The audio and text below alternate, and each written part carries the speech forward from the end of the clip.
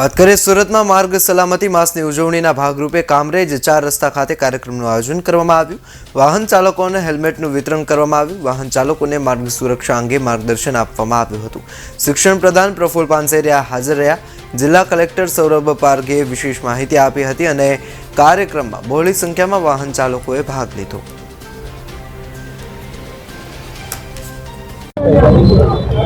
માનવ જીવન સૌથી મૂલ્યવાન છે। દર વર્ષે જાન્યુઆરી મહિનામાં માર્ગ સલામતી સપ્તાહની ઉજવણીના માધ્યમથી લોક જાગૃતિની ઝુંબેશ ચલાવવામાં આવે છે।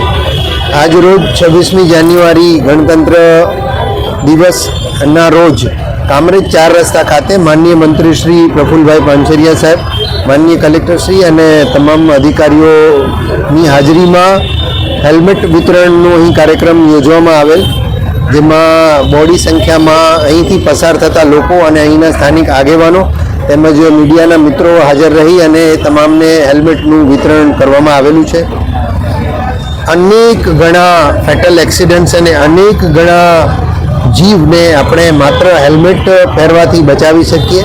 શરૂઆત આપણે પોતે જ કરવી જોઈએ એ ઉદ્દેશ્યથી આજે એક સાંકેતિક સ્વરૂપે હેલ્મેટનું વિતરણ કરવામાં આવેલું છે।